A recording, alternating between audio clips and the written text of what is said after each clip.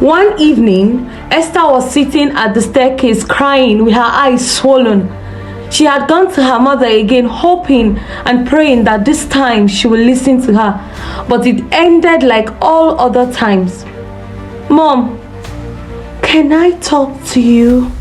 It's about Daddy," Esther whispered, with her hands trembling at the edge of the table where Mrs. Ruth was counting her money. Mrs. Ruth didn't even look up.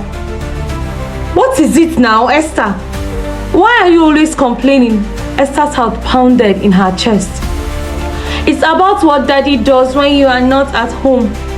She couldn't bring herself to say it. The words felt like they could burn her throat. "Esther, I don't have time for this," Mrs. Ruth said sharply, slamming the pile of cash down on the table. "You are always making up stories. Daddy worked hard to take care of us and you are just trying to cause trouble, you little brat." "But Mom!" Esther's voice broke, tearing and stammering down her face as she begged her mother to listen to her. "I said enough!" Mrs. Ruth yelled at her. "If you are not happy here, maybe you should go back to the village, to your late parents' house. Maybe it will be better for you to live somewhere else." Weeks went by and same pattern continued. Esther tried to tell her mother again and again, but Mrs. Ruth was too consumed by her business.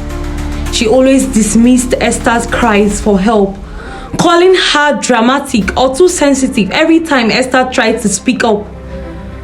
Mrs. Ruth would say things like, "Don't you see how hard I am working? You are lucky to have a roof over your head."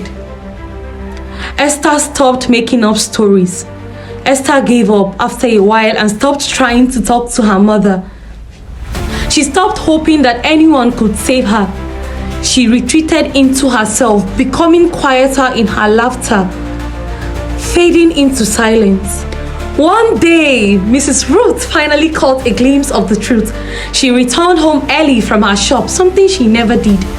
She was hearing voices in the bedroom. She couldn't even process it in her head.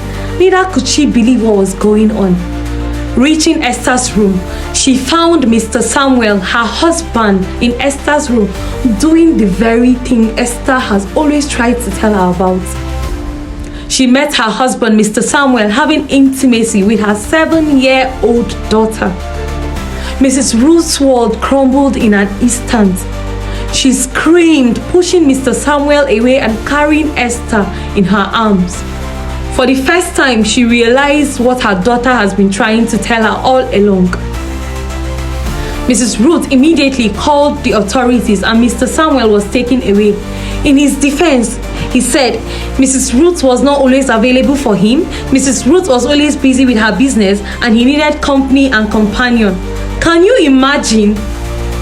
Dear viewers, is this indeed an excuse? Anyways, Esther was taken for counseling where she slowly began to heal from the trauma she had endured for so long. Her mother, Mrs. Ruth, was wrecked with guilt. She quit her job and decided to dedicate herself to rebuilding the relationship with her daughter, Esther. She had learned the hard way that money and business couldn't replace the love and care a child needs. And as for Mr. Samuel, the monster of a father, he was sent to life in prison and he spent the rest of his life in jail. The moral lesson of this story is simple.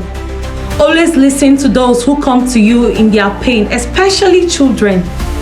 Ignoring their cries for help can lead to more suffering.